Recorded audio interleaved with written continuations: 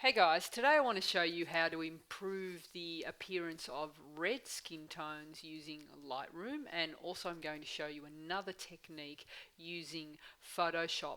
Now the reason I'd use Lightroom over Photoshop in this instance is if I wanted to say output a whole selection of proofs really quickly and I just wanted to apply the same adjustment to a number of images at the proofing stage, and I just wanted my image to look a little bit better. So the image I've got on the screen is probably a more extreme example of the type of shot that most people would see, but it's a really good example to show you what's possible using Lightroom. So I've got this gentleman here who has a problem skin and a lot of broken capillaries and red area across his forehead and cheeks and spots and everything. So if I was to retouch all of that in over several images, it would take forever. So a really quick way to address this is what I want to do is minimize the overall look of the red. So the first thing I might do is just go into my hue, saturation, luminance, color, black and white slider, and just click on the red. And basically what I want to do is just reduce the saturation. So I'm just affecting the reds in this image and just dropping the saturation down uh, a little bit, and then I'm going to slide the hue slider over to the right just to change the hue of the red, and already that's starting to have an effect on the overall look of the image. Okay, the next thing I want to do is actually address and selectively target the red skin tone in the face by now. If you have a look at the color wheel here, um, we have a look at the opposite of red on the color wheel is actually like a teal or a green. So if I add any of these two colors, like the tealy color or the greeny color to the red, it's actually going to neutralize the green. So um, the great thing about the adjustment brush is it allows you to add tone to your image. So if I bring it up, I select K, bring up my adjustment brush, I can actually bring in like some green tint in that area, and I can brush that onto the skin tone, and that should neutralize the red areas. So if I just maybe drop my tint down to maybe minus 19 there, we'll have a go. Let's just bring the selection up a bit. So I'm just going to brush that on, and you can already see that where I'm brushing, it's actually having an effect on the green, on the red, and it is actually minimizing it and neutralizing it. Now the areas of his nose are not are a lot harder to remove, but it's subtle, but it's making a difference. It's making a huge difference on the area of the skin tone camera, right? So I'm just going to bring down my feathering a little bit. And so I'll show you my masking selection, and I'm masking in green just to make it a bit more confusing. But that's the areas that I'm brushing on, and really roughly I might add. So I might just go up and clean. So I'm just hitting Option there to just clean up those areas, and I'm just coming back in and just getting rid of the areas where I've been like a bit clumsy. I might just bring my so flow and density are up. Bring the flow up so that, there we go. So just cleaning that up where I've missed with my mask, and just getting in there the temples and the hair. He looks like the Hulk. So turn the mask off. So you can see there that and we can increase the amount of green, and you see that as I increase the tint, it's actually not looking pretty. So you just want to sort of have it enough to neutralize the red. Something about where we had it. So let's do a before and after. So it's made a fair difference. The other thing we can do with that selection now is maybe add some clarity. So it's just now affecting only the area that I've masked in. So I can bring in some clarity just to smooth out the skin tone, and that's making your skin tone look a lot better. It's a lot more even now. So, but just by bringing in a bit of clarity, I can also just bring in a little tweak of black just to bring back some contrast there in the mid-tones that the clarity removed, and maybe just up the contrast a little bit. And I think that's starting to look like a lot more neutral as a skin tone, and certainly much better than the fluoro red that we had before. So it's subtle, but I think that's made quite a difference. Now the good thing about, and I can also maybe, if I wanted to, I could just brighten it up, but then that's not looking, that's looking a bit wrong. So it's probably maybe by 10 is enough.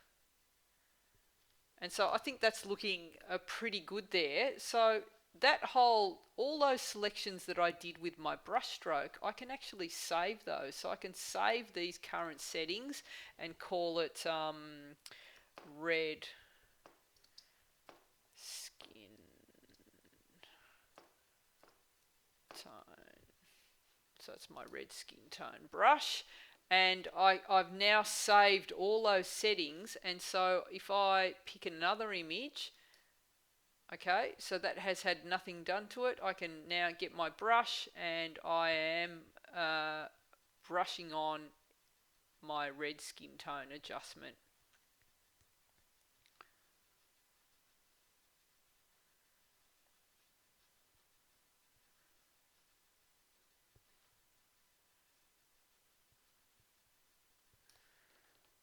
There you go. So going back to that first image there, I can now work on the image overall as a whole, and maybe just tweak that a little bit just to get that to a place that I'm happy with.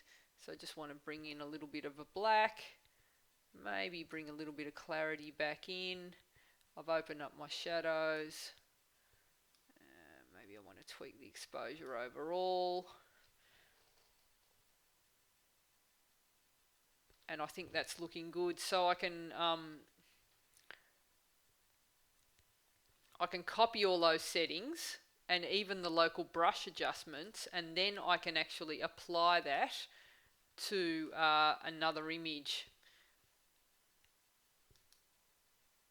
So everything that I've done to this image has now been applied to the next image along, and I can apply it to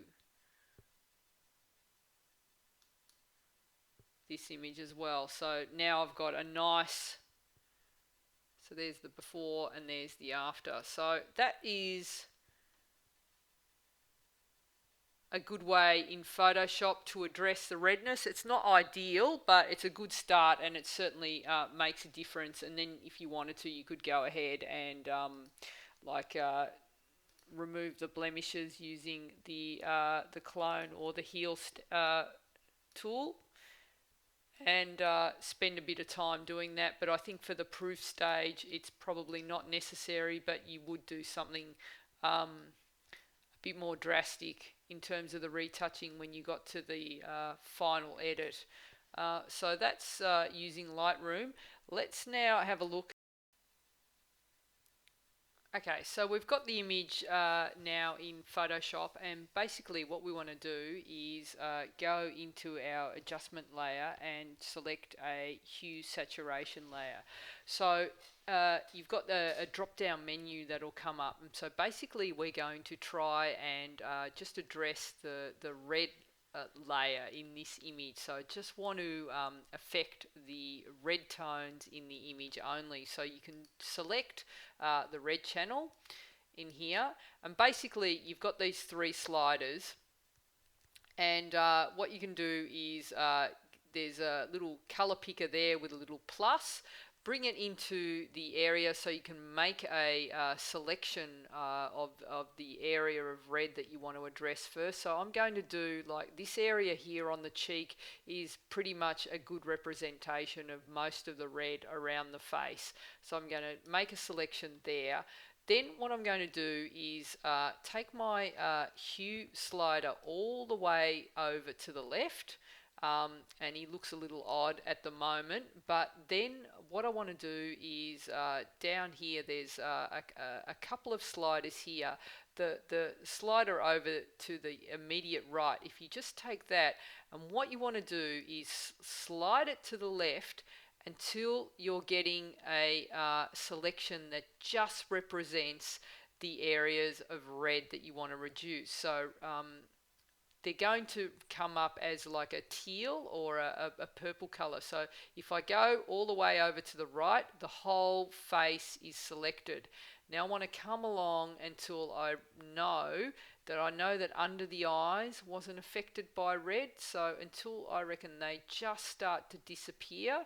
So now the selection that we've got, and I want a little bit more of the cheek, it's probably about right. So it's actually getting around the eyes was still affected by the red, and the ears, and around the mouth, and the forehead, and definitely the nose is quite a strong one. So I've now made a selection. So now what I can do is move my hue slider back across to the right, and what that's going to do is we've only we're targeting only the red areas. See how the selection hasn't been made anywhere else in the image, so it's just the red. And so if I move the hue slider back across to the right, we're going to change the hue and hopefully neutralize it. So we're coming back now, it's starting to neutralize, it's starting to look quite good now. We can get to a point where we go too far across, and that's probably at about +20 where they start to look, you can now see the green tinge starting to come in. So, and I think at 21, I think around 19, 20, that's kind of looking good to me. So I'm going to commit to that. So I'll show you the before. That's where we were, and that's after, and I think that's looking pretty good. I might just commit to that and flatten the image. And what I can do now is, if I wanted to, I can just do another adjustment layer just targeting the nose, because I didn't quite get all of that. So I can just do the whole exercise again, go for the reds, go on the plus, and just target in here. And what I can do is just slide across and do the whole thing again, and what I'm looking for are the extreme areas. So there's still a little bit in the eye there, and then I've got the nose, and I guess there was still some under the chin, and I can do the whole exercise again, just coming over until, so that's looking, we're starting to see the green come in. So it's probably about 8 was a good number, and that's just cleaned up the nose now, and that's looking really good. So commit to that. So overall, I think his skin tone is looking great. The next thing I would probably do is, on a new empty layer, I'm actually just going to even out that skin tone a little bit more, and just brush on. And even out the skin tone. So I've got like a nice soft brush selected, and basically what I'm going to do is select a color there. So I'm just holding down Option and clicking on my mouse, which lets me make a color selection, which you can see in the color palette. And I'm going to have my flow opacity down to around maybe 15.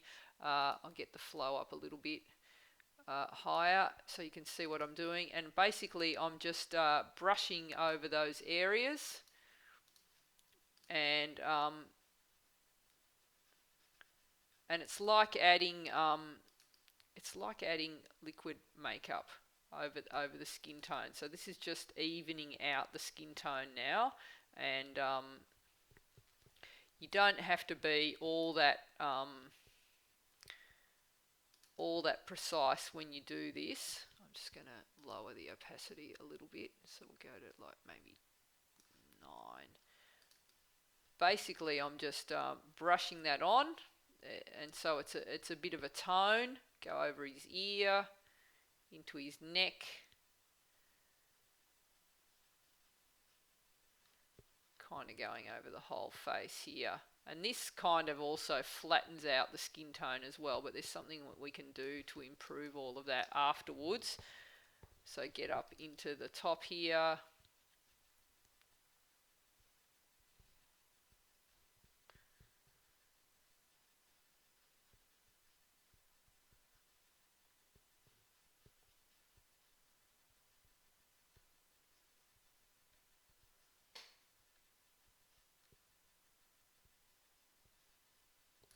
Alright, so then I just want to, so all that is I've just added an empty layer over the top, and I put that over the top. So now it looks a bit extreme now. I can actually blur that layer a little bit just to soften the edges, and then I can actually reduce the opacity and knock it right back.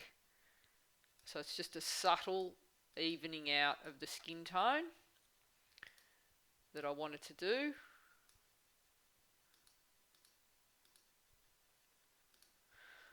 And then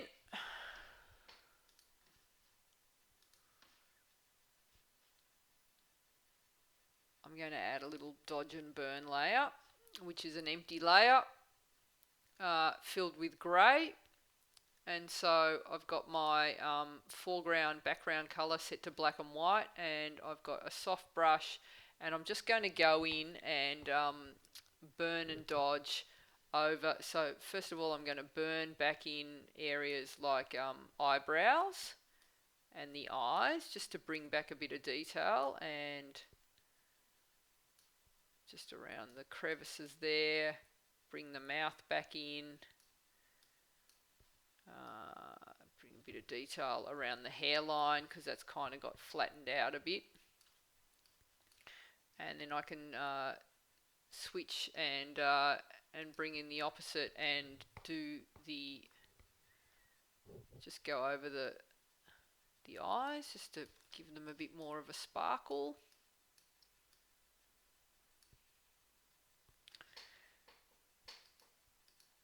It's subtle, but it's actually it's making a bit of a difference there. So I can just go over the eyebrows once more. Let's go over the temples, into the ear, lips, chin. So that's that. Commit to that. And obviously if you're doing your own, you'd be a lot more careful. Next, I could go around and just clean up all the extra blemishes. And I'm just using the healing brush, and it's just spotting, getting rid of any. And he's starting to look really good. I can also get rid of like veins on the nose, but we've gotten rid of the majority of the blemishes because we've reduced the red from his skin tone.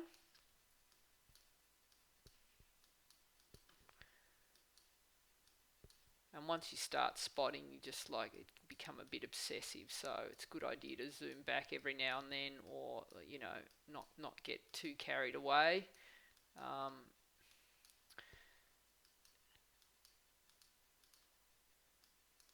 As I am now. So there you go. Let's So that's where we are. That's where we started. Huge difference. It's like the skin tone was so fluoro red, and now still maintain the texture and the look of it, but he's just looking a lot healthier and basically like we've brought in a makeup artist to the set.